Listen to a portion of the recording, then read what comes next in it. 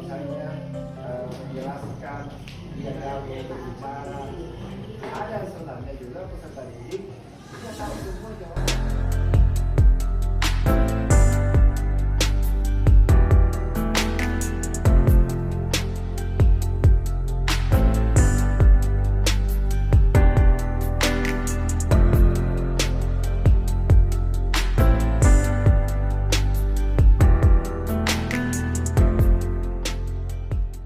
Oke.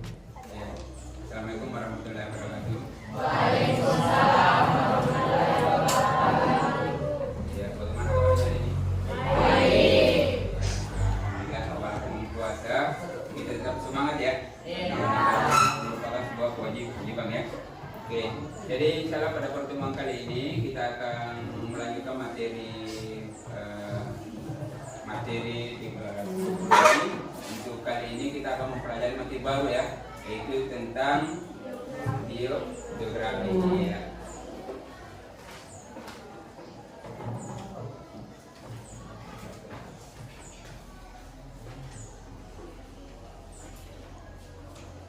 Ya, sebelum kita masuk ke materi, saya minta kesediaan foto kelasnya dulu untuk memimpin doa belajar.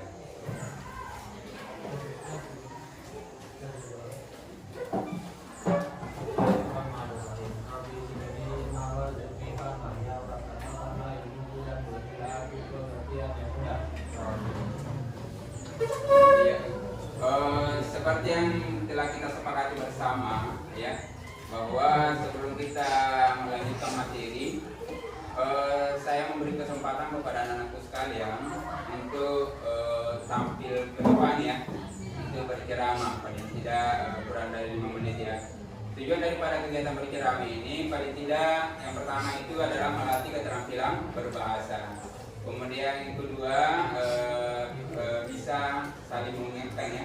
Artinya anak-anak sekalian di zaman sekarang ini kan kalau kita tidak saling mengingatkan maka mudah terjerumus ya.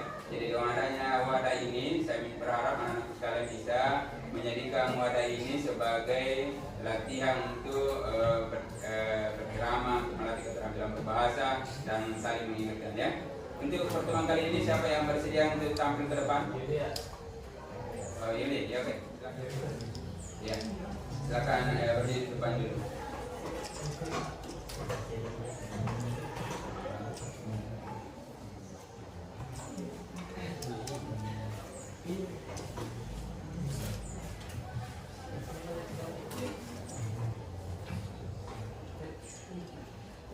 Assalamualaikum warahmatullahi wabarakatuh. Waalaikumsalam warahmatullahi wabarakatuh. Puji syukur atas kehadirat Allah Subhanahu wa taala yang telah melimpahkan rahmat, taufik dan hidayahnya sehingga kita bisa berkumpul di kelas ini dalam keadaan sehat. Selanjutnya, salawat serta salam semoga tetap tercurahkan kepada junjungan kita Nabi besar Muhammad SAW yang senantiasa kita nantikan syafaatnya di dunia maupun di akhirat kelak. Pada kesempatan hari ini, izinkan saya berbagi kebaikan, yakni dalam hal berbagi wawasan terkait dalam menuntut ilmu yang sangat dianjurkan dalam agama Islam. Menuntut ilmu atau belajar adalah kewajiban bagi setiap orang Islam. Hal ini sebagaimana ditegaskan dalam sebuah hadis Rasulullah bersabda yang artinya mencari ilmu itu wajib bagi setiap orang Islam, baik laki-laki maupun perempuan. Tak hanya itu, masih banyak hadis yang menceritakan tentang anjuran menuntut ilmu. Bahkan wahyu pertama yang diterima Nabi Shallallahu Alaihi Wasallam adalah perintah untuk membaca atau belajar, yakni dalam Quran surah Al-Alaq ayat 1-5 yang artinya bacalah dengan menyebut nama Tuhanmu yang menciptakan. Dia telah menciptakan manusia dari segumpal darah. Bacalah, dan Tuhanmu lah yang maha mulia, yang mengajar manusia dengan pena. Dia mengajarkan manusia apa yang tidak diketahuinya. Mengapa Nabi Shallallahu Alaihi Wasallam mewajibkan setiap umatnya untuk menuntut ilmu? Karena ilmu akan sangat penting di kehidupan manusia di dunia. Dengan ilmu, kita bisa menundukkan seluruh makhluk Allah di dunia ini. Kita bisa menguasai langit, bulan, bintang, bahkan hewan buas sekalipun. Menuntut ilmu juga tidak dibatasi oleh jarak dan waktu. Mengenai jarak, ada pepatah yang menyatakan bahwa tuntutlah ilmu walau hingga ke negeri Cina. Demikian pula dalam hal waktu. Islam mengajarkan bahwa menuntut ilmu dimulai dari sejak lahir hingga liang lahat.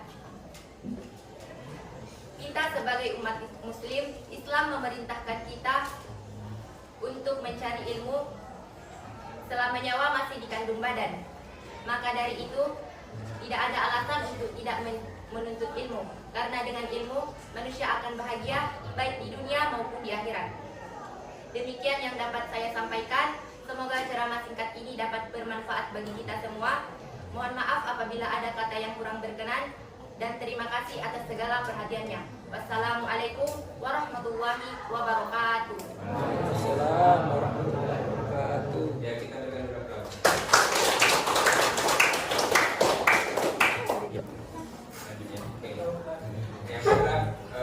Terima kasih ya karena sudah masih semangat sampai saat ini ya. Oke. Jadi seperti yang sudah saya sampaikan bahwa pada pertemuan kali ini kita akan pelajari materi baru tentang geografi ya. Ya, jadi pada pertemuan ini kita akan mempelajari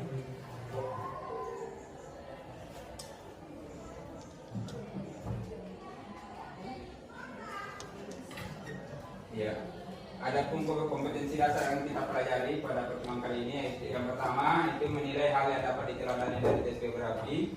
Kemudian yang kedua adalah mengungkapkan kembali hal-hal yang dapat diteladani dari tokoh yang terdapat dalam geografi. Kemudian yang ketiga adalah masuk kepada indikator ya, indikator pencapaian kompetensi. Itu mendefinisikan tentang pola penyajian cerita ulang. Kemudian yang kedua adalah mengidentifikasi peristiwa, meliputi perjalanan pendidikan, karir, perjuangan dan lain-lain ya. Kemudian indikator yang ketiga yang dicapai itu menyampaikan kembali hal-hal yang dapat diteladani dari tokoh yang terdapat dalam geografi. Kemudian yang keempat adalah memberikan komentar secara lisan atau tulis terhadap hasil kerja kelompok ya. Oke, jadi sebentar anak-anak sekalian ini saya akan bentuk ke dalam beberapa kelompok ya. Tapi sebelum saya bentuk, saya ingin bertanya dulu. Siapa di antara anak sekalian ini yang mudah konsentrasi kalau mendengarkan sesuatu? Misalnya ada yang senang belajar kalau sambil mendengarkan musik, ya? Ada yang seperti itu ya? Iya. Tetapi ada juga anak siswa itu yang misalnya mudah konsentrasi kalau membaca ya. Iya. Jadi ini merupakan gaya belajar ya. Boleh saya tetap angkat tangannya siapa yang senang belajar sambil mendengarkan musik? Coba angkat tangannya. Iya, coba angkat tangannya tinggi-tinggi yang senang belajar sambil mendengarkan musik. Oh begitu ya. Oke, kalau begitu saya minta berdiri dulu. Berdiri dulu yang senang belajar sambil mendengarkan musik. Oke. Oke, bagus. Baru dia lainnya ya sudah ya. Cukup ya. Ya sudah seimbang. Tetap berdiri ya. Jadi ini yang oke, di sini senang belajar sambil mendengarkan musik ya. Iya, oke. Senang juga mana? Oke. Tapi begini ya, dua kelompok saja yang saya kelompok dalam kelompok auditor ya. Artinya belajar senang belajar sambil mendengarkan ya. Oke. Jadi kelompoknya hari ini dengan kelompoknya Lisa, coba Nisa ya. Oke. Coba berkan ya, berpisah. Coba di kelompoknya Nisa duduk di sini. Coba. Coba ini duduk di sana. Oke. Ya, silakan dulu. Berarti kita sudah mengetahui ya bahwa kelompok lainnya itu termasuk visual ya. Oke.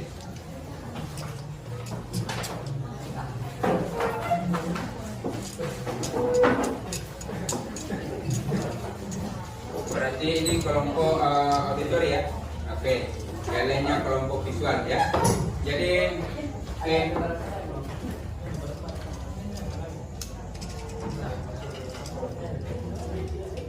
Anak-anak sekalian, coba diperhatikan kemarin. Sebelum kita lanjut kepada langkah selanjutnya, saya ingin bertanya dulu kepada anak sekalian.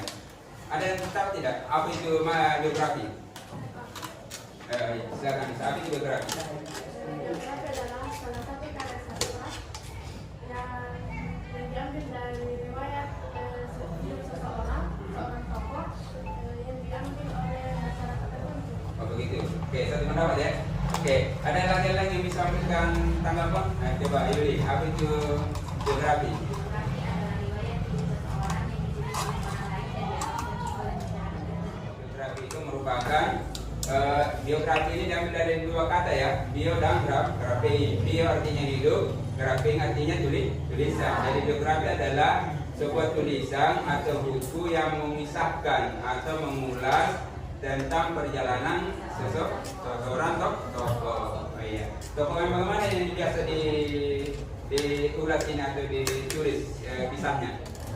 Iya, tokoh pahlawan. Apa lagi? Presiden, ya. Apa lagi? Kenapa sehingga ditulis itu? Karena apa? Hah? Menarik. Betul, berjasa. Apalagi kira-kira alasannya sehingga kisahnya itu ditulis? Bersejarah, mengenali jasa-jasanya. Apa lagi? Oh, untuk menginspirasi. Kalau menginspirasi itu berkaitan dengan pengalaman, ya, berkaitan dengan prestasi. Jadi itulah ini penting sekali ya kita mempelajari biografi ini karena kita dapat belajar ya. Oke, belajar dari tokoh yang ditulis kisahnya ya. Jadi terkait dengan biografi adalah struktur ya.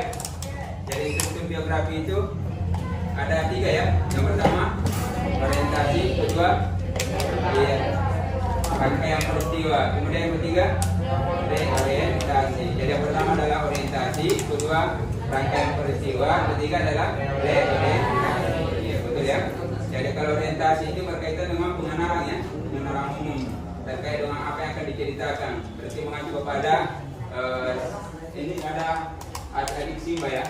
Ini akronim ya, apa yang diceritakan, kalau di mana kisah itu diceritakan terjadi, kemudian kapan kejadiannya, apa lagi, siapa tokohnya, mengapa ya, mengapa, seperti apa itu alur ceritanya ya, mengapa sehingga bisa terjadi, dan bagaimana. Berarti proses ya paling tidak itu dituangkan di bagian orientasi. Apa artinya reorientasi?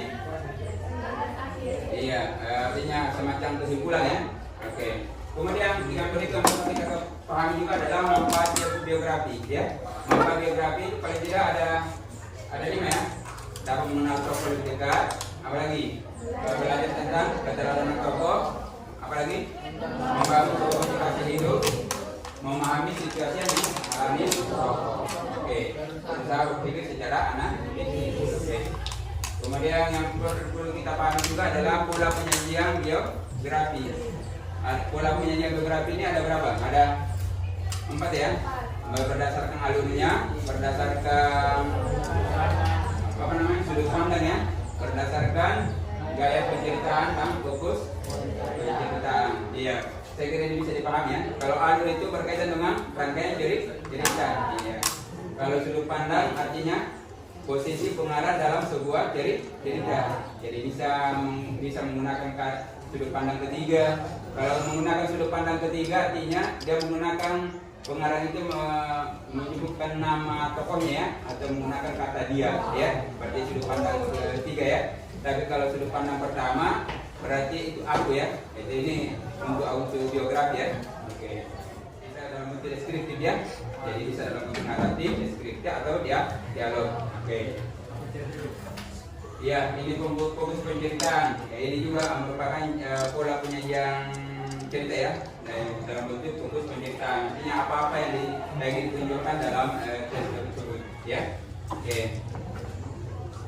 Nah, saya minta anak-anak sekalian sebelum saya bagikan tugas kelompoknya, dicatat dulu masing-masing pertanyaan ini. Di atas, coba dicatat dulu. Sebentar di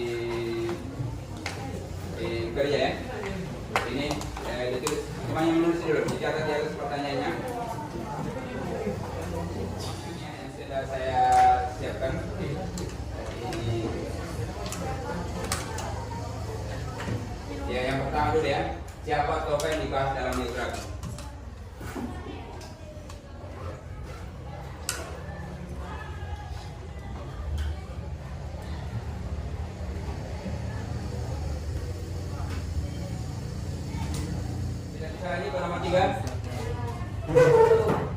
pertama itu siapa tokoh yang dibahas dalam biografi. Yang kedua, apa isi cerita ataukah permasalahan apa yang dihadapi tokoh tersebut dan bagaimana cara tokoh tersebut mengatasi permasalahan hingga mencapai keberhasilan. Jadi percoba nak coba menulis. Oh, sudah. Ini sudah.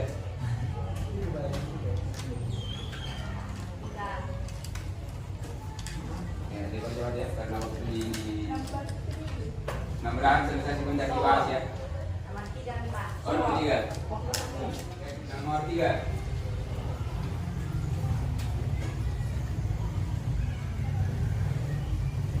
Apa sih cerita? Apa sih cerita atau apa yang dihadapi tokoh tersebut? Bagaimana cara mengatasinya? Bagaimana cara mengatasinya?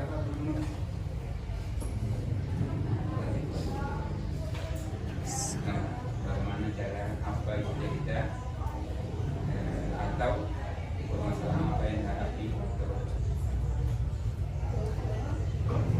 Ya sudah. Kalau sudah saya akan bagikan tesnya ya. Kalau beberapa lagi tadi yang auditori yang kayak sini ya, kelompoknya ini saya.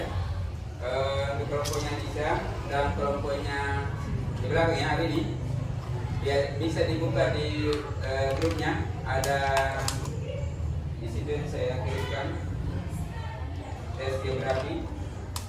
Jadi kelompoknya siapa? Yuli, mari.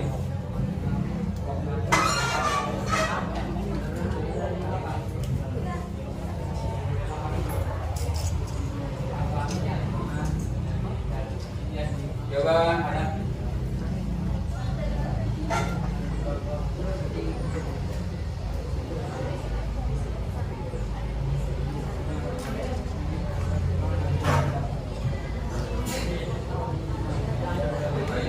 Ini apa namanya? Barang ya, ini kalau ini ada tadi.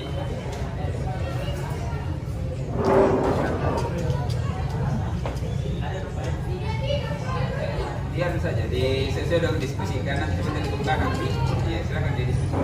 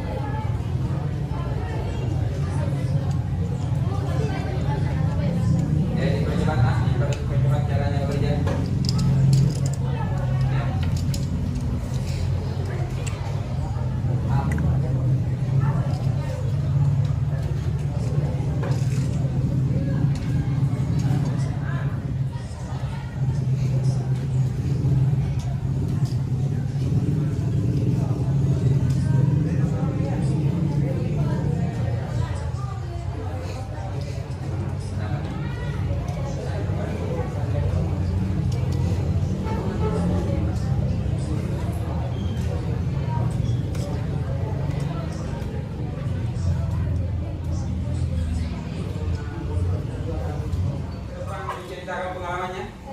Oh, silakan. Silakan kembali. Ya, yang lain hentikan dulu kegiatan menulisnya. Nanti dilanjutkan di rumah ya. Karena sudah ada kelompok yang sudah selesai tugasnya ya. Ya. Oke, silakan. Diceritakan pengalamannya. Mudah-mudahan pengalamannya ini bisa menjadi inspirasi juga ya kepada teman yang lain. Oke, silakan didengarkan temannya. Assalamualaikum warahmatullahi wabarakatuh. Waalaikumsalam warahmatullahi wabarakatuh. Selamat siang teman-teman. Kenapa kurang bersemangat? Sekali lagi selamat siang teman-teman. Siap. Masih semangat? Masih. Nama saya Diani Nabelia. Pada kesempatan kali ini saya akan menceritakan sebuah pengalaman saya yang menurut saya itu sangat bermanfaat, yaitu di mana ketika saya mengikuti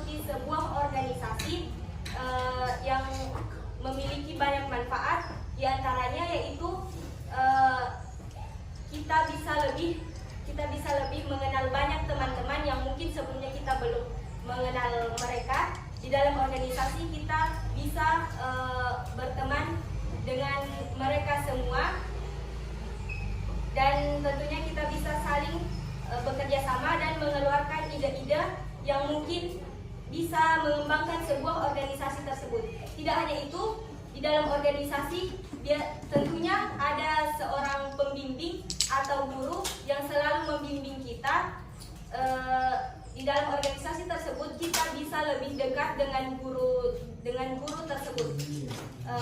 Jadi teman-teman semua yang belum memasuki sebuah organisasi, mari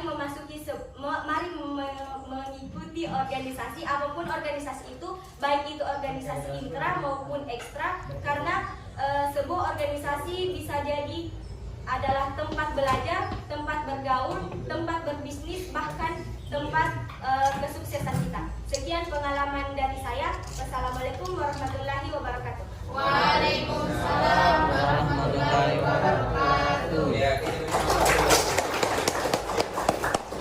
kepada kelompoknya Yuli untuk tampil ke depan mempresentasikan hasil diskusi kelompoknya.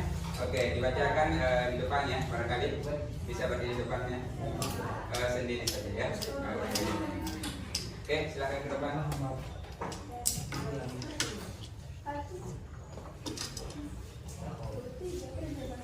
Ya, jalan disimak ya. Dan ada yang sama tokohnya ya. Yang disampaikan Yuli ini adalah tokoh siapa? Oh, Datuk Ridho. Siapa yang sama temanya? Kelompok berapa? Oh, kelompoknya ini. Oke, ini juga. Oke, coba didengarkan dijadikan pembanding ya. Ya, silakan. Assalamualaikum warahmatullahi wabarakatuh.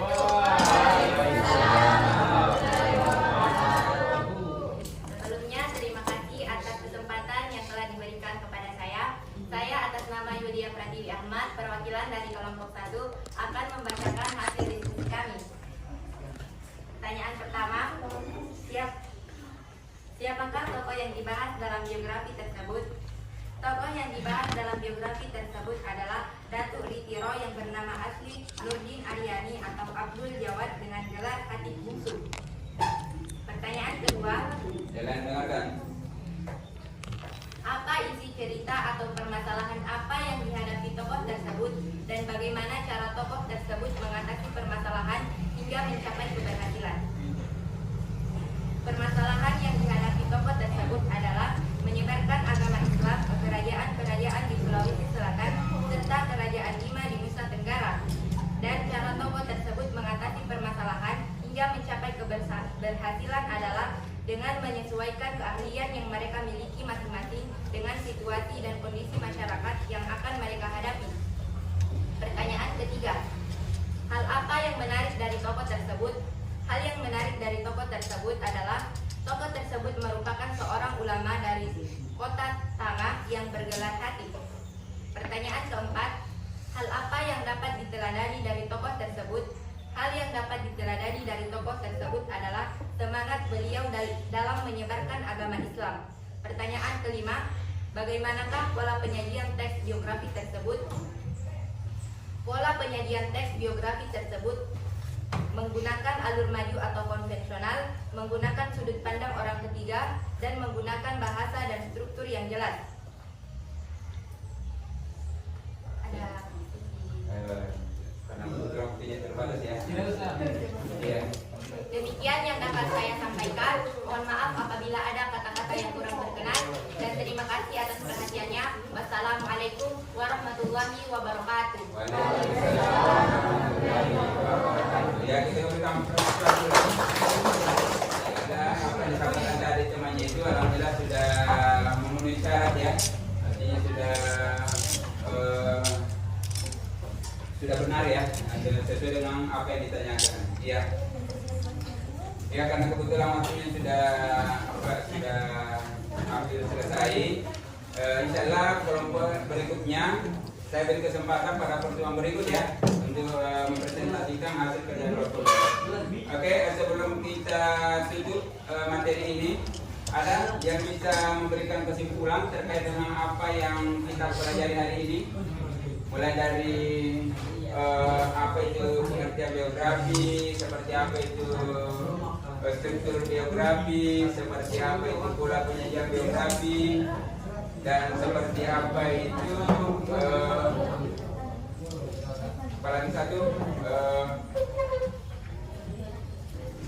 ya, ada yang bisa memberikan kesimpulan apa kira-kira pengertian biografi, bagaimana strukturnya, pola penyajiannya? Sebentar ini saya ya. Biografi adalah riwayat hidup seseorang yang ditulis oleh orang lain dan dianggap penting oleh masyarakat tertentu. Oke, boleh. Struktur biografi ada 3. Yang pertama, orientasi. Yang kedua, rangkaian peristiwa. Dan yang ketiga, reorientasi. Betul. Kemudian apa lagi? Pola penyajian dalam teks biografi ada 4. Di antaranya adalah alur, sudut pandang, pola gaya penceritaan, dan fokus penceritaan. Oke. Bagaimana kesannya dengan kegiatan pembelajaran kita terapkan hari ini? Apakah ada yang perlu diperbaiki? Sudah baik. Sudah bagus. Ya, jadi dipertahankan ya. Oke, bagus. Oke, ada lagi yang bisa memberikan kesimpulan? Anissa barangkali apa yang bisa disampaikan? Baik, yang dapat saya sampaikan adalah pengertian tentang biografi.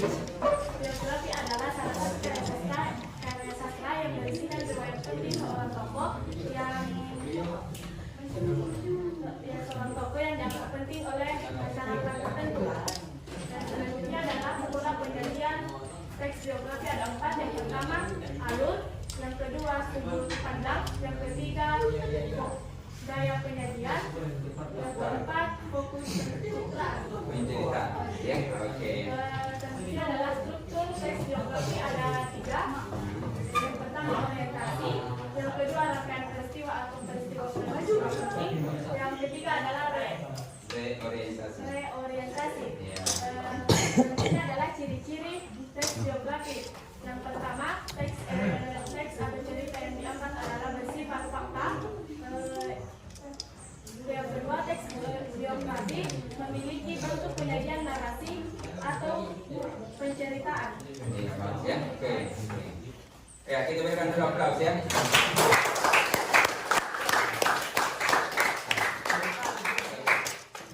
Cuma sedikit yang perlu saya koreksi ya.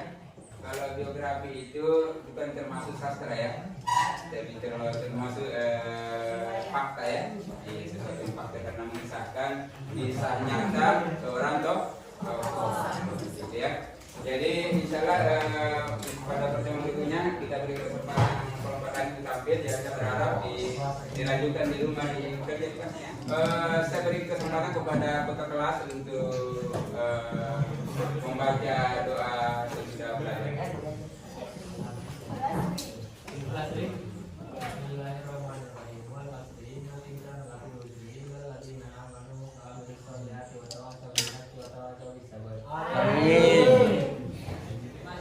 Itu ya kan ya. Selain itu Pak, ada lagi yang kira-kira menurut Bapak yang perlu lagi kita perbaiki ke depannya terkait influencer itu? Iya. Itu saja atau bagaimana? Ada. Apakah mungkin Bapak akan lebih menampilkan sebuah yang lebih menarik kepada peserta didik sehingga dia lebih semangat dalam mengikuti materi tersebut. Begitu Pak ya? Iya betul Pak. Memang ada beberapa Pak hal yang perlu saya koreksi tadi, bahwa perlu saya evaluasi untuk ditingkatkan pada pertemuan berikutnya. Itu terkait dengan jumlah tes yang saya berikan kepada siswa. Bisa banyak lagi jumlah tesnya sehingga siswa itu bisa bebas mengidentifikasi terkait dengan pertanyaan-pertanyaan yang saya tampilkan. Ya, kira demikian Pak. Jadi sudah tahu bahwa ini yang seharusnya. Ya, jadi ada 3, mulai dari pra-tadi, sudah usaha observasi, itu apa tujuan pemeriksaan, kemudian area pengembangannya yang kita mau kembangkan tadi kan proses, kemudian strategi yang dipersiapkan, apa strategi kita catat di sini saya supaya validasi proses itu bisa terlaksana dengan baik. Kita Kira ada terima kasih. Foto nih. Ya, Foto